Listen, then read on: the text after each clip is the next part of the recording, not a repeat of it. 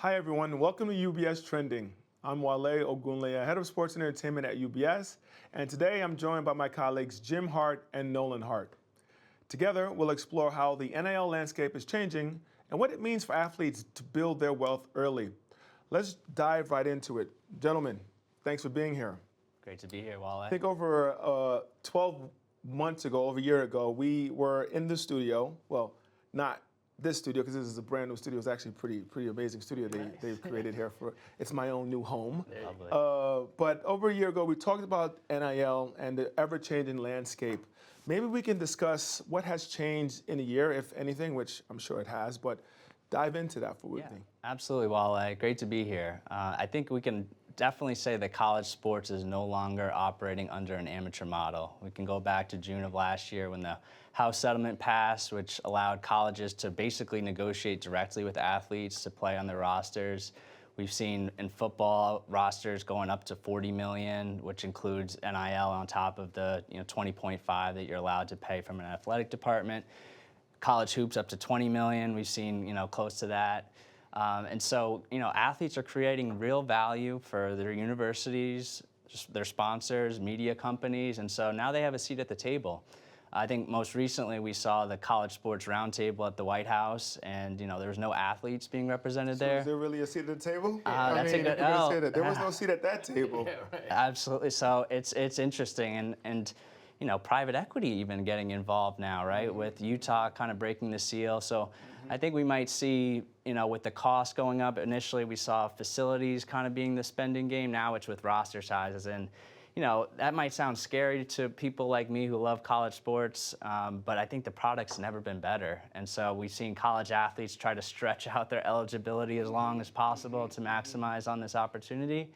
And I guess we can say when we come back here the following year, it's going to look totally different. No, I've heard that. I've actually heard that the graduation rate is going up in college sports, right? People are wanting to stay longer and get a bigger piece of their pie. From the NIL perspective, I don't know who would want to dive in on this, but what are some of the bigger mistakes that you're seeing athletes make when they get this NIL money? Well, I mean, new wealth is great and it's exciting, but it comes with that as complexity. So your life is changing, and athletes are always told from the beginning, keep the main thing, meaning their sport, but that causes mistakes to be made. And what we've seen is we've had to change our model from typically a new client in the athlete space would be someone going pro and making a lot of money right out of the gate. Now they're getting money at a much younger age, and it's those critical first steps. Like if you don't have a proper plan at the onset, you're setting yourself up for failure. So simple things when it's the rush of coming in there, an athlete's gonna think, I'm getting X, what does that money buy? Not what does that earn on an investment. They're thinking the exact opposite. So I think it's critical for advisors to really spend time with the families and the athlete and see who's important to them. What are the best plans to make sure that this money lasts much longer than their college career? Yeah, I get that. How about you? Is there anything you would say that an athlete should maybe stay away from as they're getting these big checks? Yeah, I think, not spending on designer bags, that's, I think, a big one. You want to focus on the buckets off the court. People like to score buckets on the court, but, setting your savings bucket, setting your investing bucket, and then your liquidity, that's for your daily spending. So, it's important to set a solid foundation when we're meeting with our clients and potential clients, and try to get to know them, because as Jim mentioned, there's a lot of complexity that comes with newfound wealth. Family members, friends, everyone has an idea.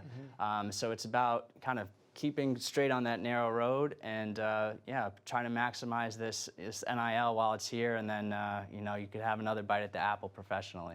Yeah, even jumping in on that is, we all think the good times are going to last longer than they do in stock markets, in earnings, just anything along those lines.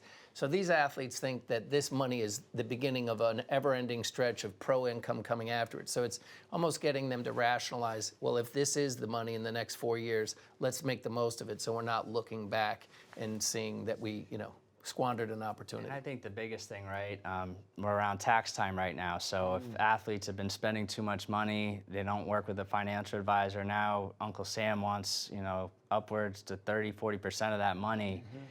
You're going to be hoping that you have a good next NIL check to kind of subsidize that, but now you're on this hamster wheel of, oh, I got to always play catch up. And so, have that conversation with your team and get it straightened out before, you're a year or two behind, which I know you've heard situations like that. I mean, it's tough, but I think we can work through it with the right advice. Because NIL, the athletes are getting 1099s, right? So they're getting $100,000, but that's not really all theirs, right?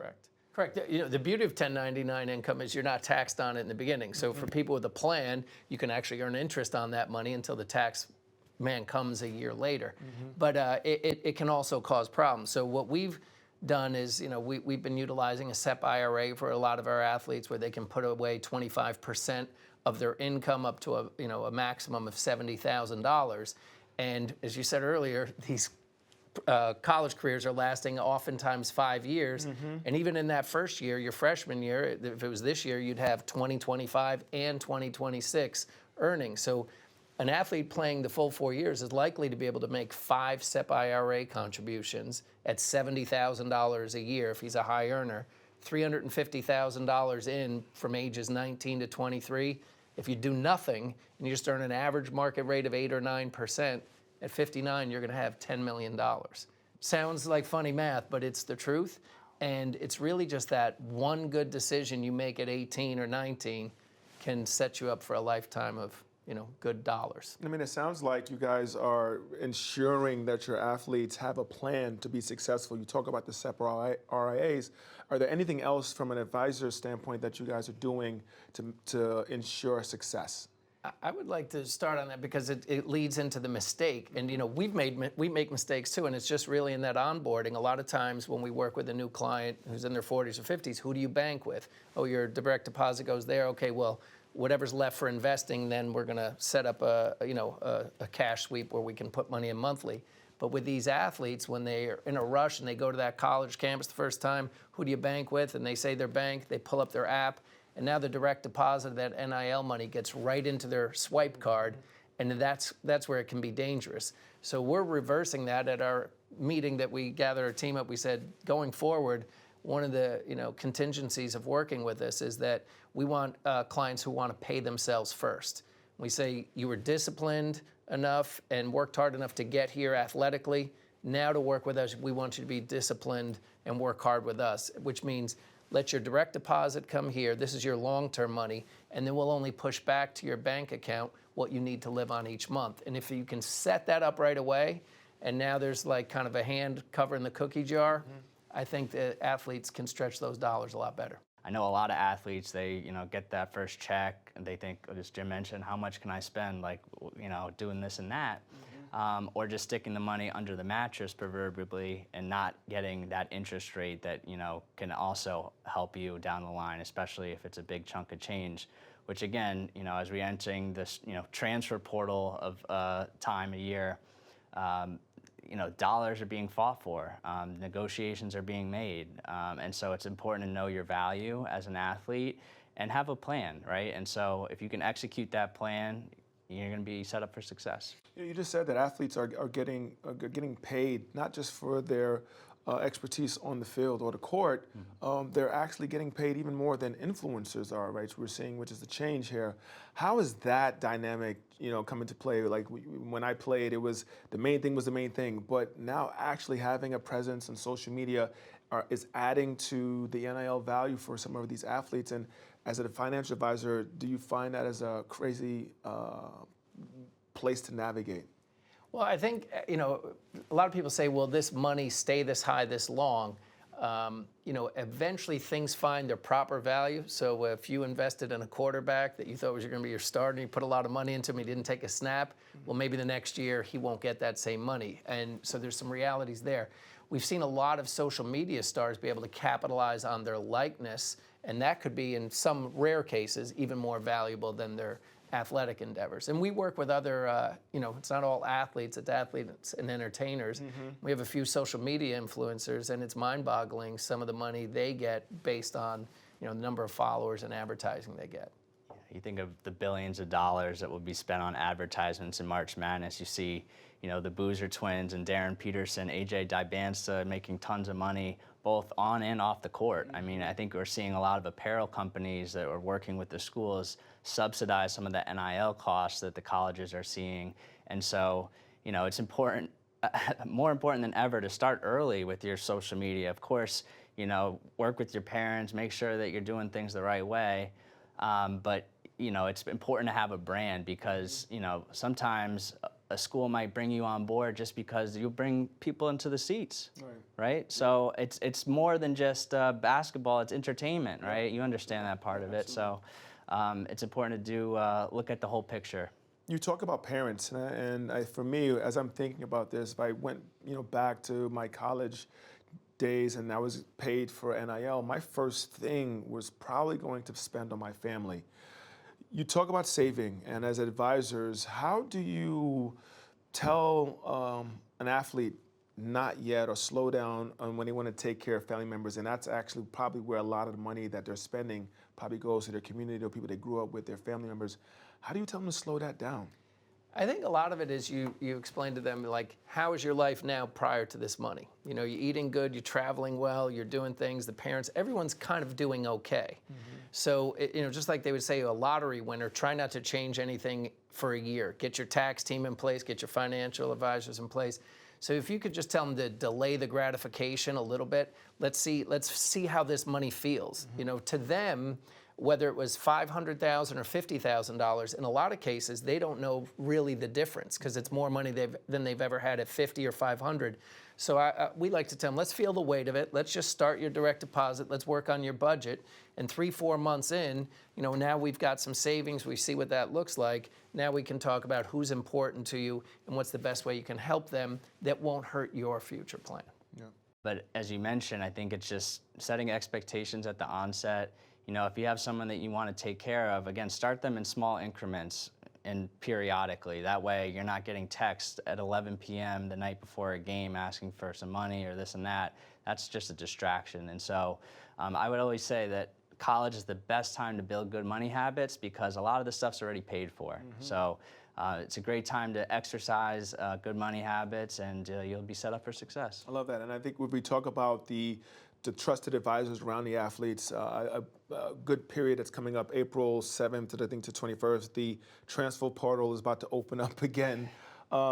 This is, again, wild, wild west of sports, something that I'm trying to get used to myself.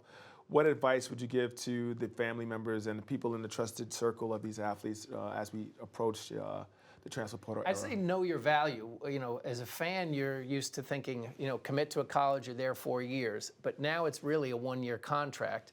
And players that get an exit meeting, basically in any sport, right at the end of the season, the coach is going to huddle up with them and say, hey, next year this, and we see your role being that. So you have to listen very closely of what your role is going to be because a lot of times your value on the open market is higher than what it would be to stay. Not that I want people to jump all around, but knowing your value is very important. And just seeing what's out there. And a lot of times, one player we just had a conversation of he thinks he likes where he is, but he wants to explore. And I say, you tell your coach, I'm going to interview you just like the other ones. You're looking to find players better than me. That's your job to produce a winning product out here. And my job is to find the best value for me and my family. So you will be one of the schools I consider, but I'm going to take these 5 calls and let's see what happens. Hey, we don't want you back, right? And so it works both ways. College coaches can leave and get their million. So it's important to just be able to gather all the information, make sure that your team isn't benefiting on the side of something you don't know about. So keep your circle tight, make sure you're getting all the information to make an informed decision, and most of all, just be polite and respectful throughout the process. Thank you both for joining us. I really think we probably need to speed our next update up to 6 months with the ever-changing landscape of NIL, but thank you for joining us. For more information, visit ubs.com/views.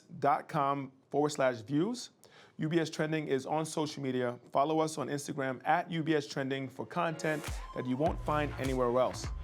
You can also check us out on LinkedIn, Facebook, and Twitter for more.